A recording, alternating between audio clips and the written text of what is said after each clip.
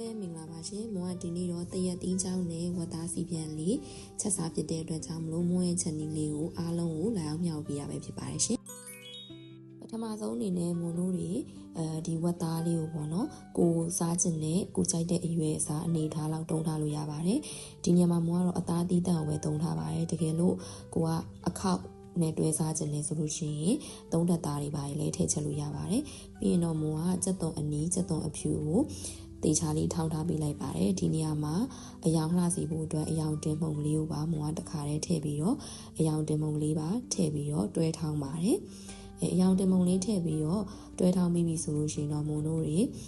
အကုန်လုံးကျဉ်ညက်သွားပြီဆိုရင်ဒီစက်သွန်အဖြူအနီးထောင်းထားတာကိုခတ်ထားပြီးတော့ဒီငရုတ်စုံကိုကျင်းရည်အနေနဲ့ရင်နွေးလေးနဲ့ထည့်ပြီးတော့ဒီကျင်းရည်လေးကိုပြန်သုံးပါမယ်နော်ပြီးရင်တော့မို့လို့စီတက်ပါမယ်စီတက်ဖို့အတွက်ကတော့စနွေးလေးနဲ့ထည့်ပြီးတော့စီလေးပူလာပြီဆိုလို့ရှိရင်မို့လို့တွေခုနထောင်းထားတဲ့စက်သွန်အဖြူအနီကိုထည့်ပြီးတော့တခါတည်းစီတက်လိုက်ပါမယ်ဒီဝတ်သားချက်နီးလေးကကြောက်လေမို့လို့ပေါ့နော်တကယ်လို့ဝတ်သားစီပြန်စားရတာအီမေးဘာညာဆိုထင်နေဆိုလို့ရှိရင်တရက်သီးကြောင့်လေတွဲပြီးတော့ချက်ပေးမယ်ဆိုလို့ရှိရင်အီလဲပြည်စီရဲစားလို့လည်းကောင်းပါတယ်တကယ်လို့တရက်သီးကြောင့်မရှိဘူးဆိုရင်မယန်းသီးကြောင့်ထည့်ပြီးတော့ချက်လို့လည်းရပါတယ်မွားစီတက်တဲ့အချိန်မှာနည်းနည်းလေးစက်သွန်လေးလိမ့်လာပြီဆိုရင်ငံမြားလေးထည့်ပြီးတော့စီတက်လိုက်ပါတယ်နောက်ပြီးရင်တော့ခုနကစနွေးရဲ့စားရဲ့နေထားတဲ့ဝတ်သားလေးကိုတခါတည်းထည့်ပြီးတော့ချက်လိုက်မယ်ပေါ့နော်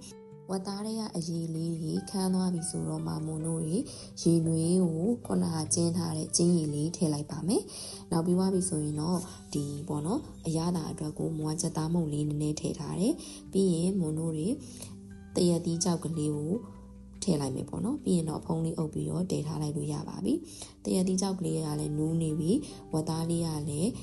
တဖြည်းဖြည်းနဲ့စီပြန်လာတော့မဲ့အချိန်ကြရင်မုံတို့အရသာလေးမြည်ကြည့်ပြီးတော့မုံကတော့စက်သားမုံလေးလိုတဲ့အတွက်စက်သားမုံလေးနဲ့ထည့်လိုက်ပါတယ်နောက်ပြီးွားပြီဆိုလို့ရှိရင်တော့လုံးဝစီပြန်လာတဲ့အထိတည်ထားလိုက်မယ်ဆိုရင်မုံတို့သုံးဆောင်လို့ရပါပြီဝတ်သားဟင်းစားရတာလည်းကြိုက်တယ်အီမာလည်းကြောက်တဲ့သူတွေဒီလိုမျိုးတရက်သီးကြောက်ကလေးထည့်ပြီးတော့ချက်စားကြည့်လို့ရပါတယ်ရှင်အားလုံးဗီဒီယိုလေးကိုကြည့်ပြီးတဲ့အတွက်ကျေးဇူးအများကြီးတင်ပါတယ်